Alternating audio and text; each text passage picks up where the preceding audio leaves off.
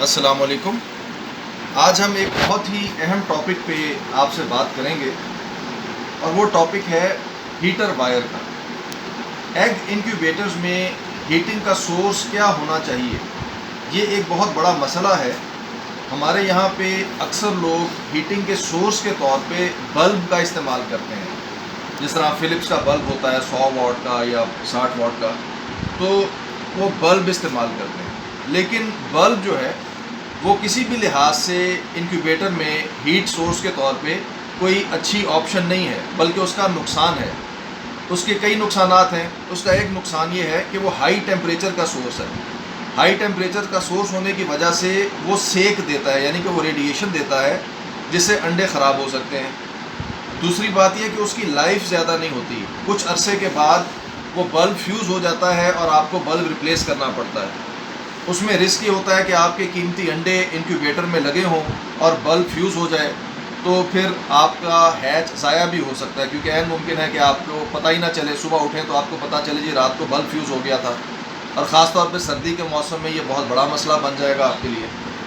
तो हम आपके लिए जो सलूशन लेकर आए हैं वो एक ऐसा सलूशन है जो कि अब ग्लोबली, यानी कि दुनिया भर में इस्तेमाल होता है और दुनिया भर में उसको प्रेफर किया जाता है और वो पसंद किया जाता है। और वो सलूशन है सिलिकॉन इंसुलेटेड हीटर वायर का। सिलिकॉन इंसुलेटेड हीटर वायर, यानी कि ये एक हीटर वायर है।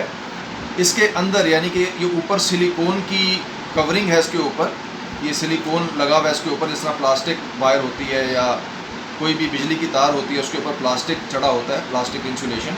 इस तरह इसके ऊपर ये सिलिकॉन चढ़ा हुआ है और सिलिकॉन के अंदर नाइक्रोम वायर है, हीटर वायर है, जिसके थ्रू अगर आप बिजली को, करंट को पास करें तो ये तार हीट देगी। तो ये बेहतरीन सोलूशन है। इसका सबसे बड़ा फ़ायदा ये है कि हीटर वायर कभी भी ओवर हीट नहीं होती, यानी कि इसको अगर आप इंक्यूबेटर में लगा दें और इसको आप चलाएं तो आप इसको टच भी कर सकेंगे और आप देखेंगे कि आप इसको अगर टच भी करें तो ये आपके हाथ को नहीं जलाएगी, जबकि बल्ब जो है वो आपके हाथ को जला देगा।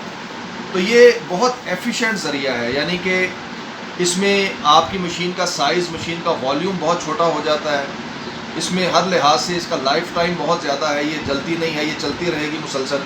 तो इसमें आपको ज़्यादा रिलायबल सोल्यूशन मिलेगा। अब यहाँ पे ये बात समझ लीजिए कि ये जो हीटर वायर होती है ये कई किस्म की स्पेसिफिकेशंस में आती है, ये हीटर वायर।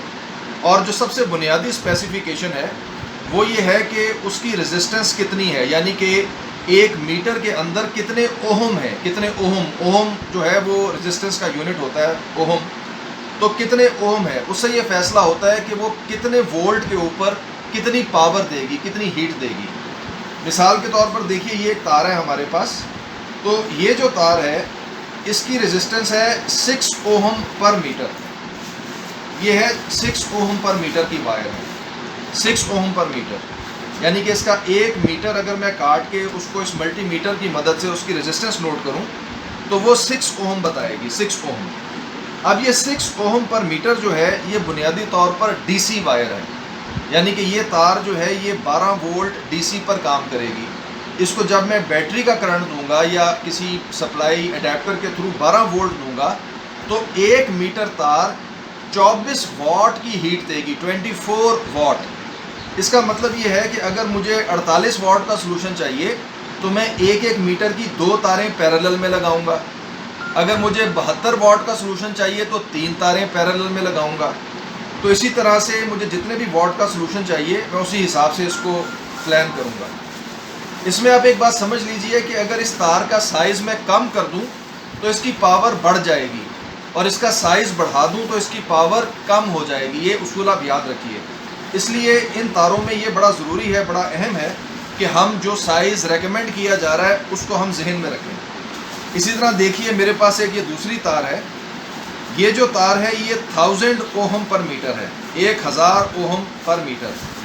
तो ये 1000 ओहम पर मीटर की जो तार है, 1000 ओहम पर मीटर की, इसका अगर मैं 1.5 मीटर काटूँ, 1.5 मीटर, 1.5 मीटर, तो और इसको 220 वोल्ट का एसी करंट दूँ, यानी कि जो बापडा की बिजली होती है 220 वोल्ट की, वो मैं इसको दूँ तो 1.5 मीटर में मुझे 30 वाट मिलेंगे। 1.5 मीटर में 30 वाट। तो इसका मतलब यह है कि अगर 30 वाट का सोल्यूशन चाहिए तो 1.5 मीटर, 60 वाट का सोल्यूशन चाहिए तो 1.5 मीटर की 2 लेंथ है। इसमें भी लेंथ का हिसाब रखना बहुत ज़रूरी है। फिर वही बात कि अगर मैं लेंथ छोटी काटूंगा तो पावर बढ़ जाएगी और अगर लेंथ बड़ी काटूंगा तो पावर कम हो जाएगी। लेकिन मैंने कम लेंथ इसलिए नहीं काटनी कि पावर बढ़ाने से इसका टेम्परेचर भी बढ़ेगा और टेम्परेचर बढ़ेगा तो तार के जलने का रिस्क होगा, इसलिए तार की एक मखसूस लेंथ में उसको काटना बहुत ज़रूरी होता है। इसी तरह देखिए ये तार मेरे पास पड़ी है, इस तार की रेजिस्टेंस है 12 ohm, 12 ohm per metre. 12 ohm, 1 metre में 12 ओहम है। इसका मतलब यह है कि इसका 1 मीटर मुझे 12 वाट देगा, 12 वाट। यानी कि इसका अगर 1 मीटर में काटूं तो वो मुझे 12 वाट की पावर देता है। इसी तरह मेरे पास एक तार ये पड़ी हुई है, ये तार है 150 ohm per metre, 150 ohm per metre.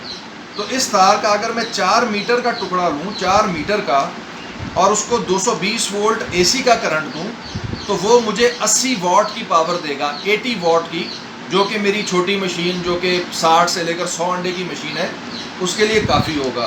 तो ये इस तरह से इन तारों को जब हम करंट देते हैं एसी और डीसी दोनों तरह का तो ये हीट देती हैं, और अगर इनको हमने सही लेंथ के हिसाब से काटा होगा तो ये हमें बिल्कुल बेहतरीन हीट देंगी, हमारे इंक्यूबेटर का टेम्परेचर बनाएंगी और कभी ओवर हीट नहीं करेंगी। यानी कि कभी भी हमारा अंडा इस वजह से ख़राब नहीं होगा कि मशीन ओवर हीट हो गई, और इनका लाइफ टाइम भी बहुत अच्छा है, साल हा साल चलेंगी और कभी प्रॉब्लम नहीं देंगी। इसके साथ ही हमें इजाज़त दीजिए। अल्लाह हाफ़िज़।